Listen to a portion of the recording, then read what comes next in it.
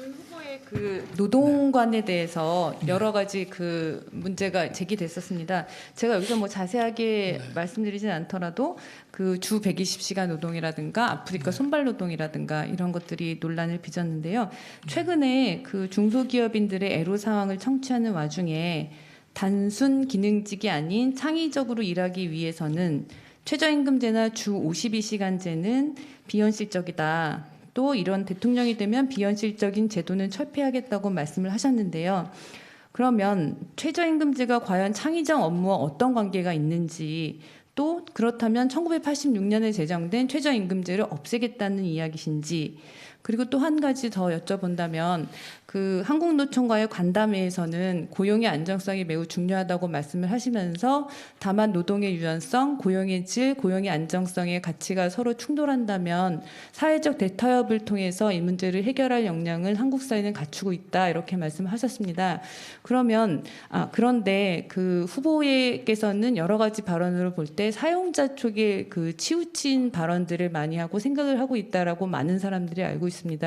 사회적 대타협이라는 것이 노동계의 설득과 그 노동자들의 신뢰가 굉장히 중요한데 어떻게 해결하실런지요? 좀 질문이 세 가지입니다. 네. 그럼 제가 한번 종합을 해서 말씀을 드리면, 뭐 대한민국뿐만이 아니고 뭐 어디 다른 나라에서도 정치를 한다는 사람은 뭐 보수 성향이든 진보 성향이든 가릴 거 없이 노동자 편일 수밖에 없습니다. 표가 그쪽에 훨씬 많습니다. 그래서 제가 솔직하게 말씀을 드리는 겁니다. 문제는 이 노동자들이 어떤 개별 협상에서는 굉장히 유리한 결론을 얻었다고 하더라도 이것이 소위 사용자가 이렇게 해갖고는 나 도저히 사업을 못하겠다고 만약에 접는다면 그게 과연 노동자에게 도움이 되는 것이냐를 우리가 봐야 되고요. 또 우리 사회에서도 현실적으로 근로 조건에 관한 많은 그 어떤 강제적인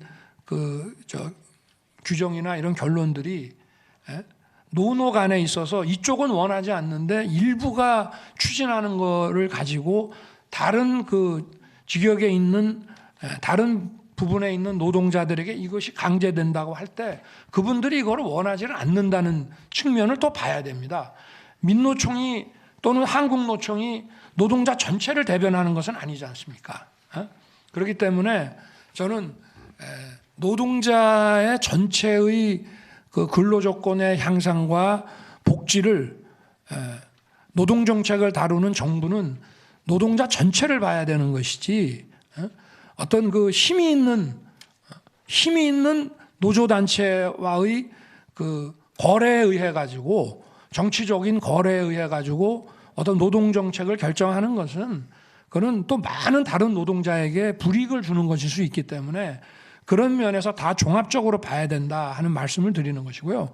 아무리 4차 산업혁명의 뭐 디지털 사회, 플랫폼 사회라 하더라도 노동이 없으면 돌아갈 수가 없는 거고 이 노동의 가치를 경시해서는 이거는 사회나 국가가 운영될 수 없는 것입니다.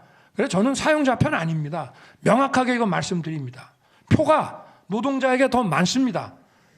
그러나 진정하게 노동자를 위하려고 하면은 사용자도 투자하고 기업을 운영할 수 있게 판을 깔 수 있게 해줘야 되는 것이기 때문에 그런 점을 고려하자는 것입니다. 최저임금제에 대해서 최저임금제 역시 마찬가지입니다. 저는 최저임금제는 폐지란 얘기 해본 적도 없고 당연히 그건 유지돼야 하는 것이고요. 그러나 지불 능력이 있는 대기업과 연관을 맺고 있는 민노총에서 정부를 압박해서 만약에 정치적인 거래로서 최저임금을 이렇게 많이 올렸다고 가정을 한다면 저는 그 과정 자체는 정확히 모르겠습니다만은 그러나 이거를 대부분의 지불 능력이 없는 중소기업이나 소상공인 자영업자와 함께 그 회사에서 일하는 그런 노동자 입장에서 보면은 예를 들어 최저임금이 180만 원, 200만이라고 하면은 나는 150만 원으로도 충분히 일할 용의가 있고 하고 싶다라고 하는데 만약에 그걸 못하게 한다고 하면은 그 어떻게 되겠습니까? 자영업이나 이런 소상공인 입장에서는 그런 사람 고용할 수가 없고 그러면 결국은 그분들이 하는 사업의 규모가 위축될 수밖에 없고 또 거기서 일하고 싶은 분들은 아르바이트로 하면 여러 잡을 뛰어야 되고, 그렇지 않으면은 우리가 주는 기초생활보장제에 의해서 생활을 할 수밖에 없는데, 그게 과연 그분들이 원하는 건지 전체 노동자와 전체 국민이 원하는 것을 봐야 되는 것이지, 저는 절차와 사회적 그 합의 과정에서 그런 부분들이 제대로 반영이 안 됐다고 보는 것이고, 그리고 그러나 최저임금이라든가 현재의 최저임금이라든가 현재 주 52시간제라고 하는 것은 이미 정해져서 이게 강행되는 이 근로 조건은 후퇴하기는 불가능합니다.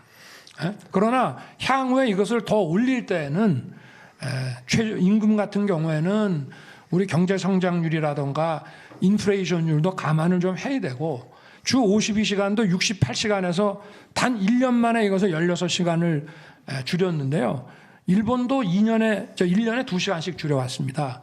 과연 이것이 경제계에 얼마나 큰 충격을 주지 않았겠냐라고 하는 것이고, 이런 식의 탁상공론은 앞으로 하면 안 된다는 것이지, 이 52시간을 폐지하겠다는 말씀은 드려본 적이 없고, 다만 주 52시간을 평균으로 해서 이거를 1개월, 3개월, 6개월 이렇게 좀 유연화해서 근로조건을 노사간 합의해서 할 수 있게 좀 해줘야 되지 않느냐는 중소기업계의 그 요청을 제가 잘 고려하겠다고 말씀을 드렸습니다.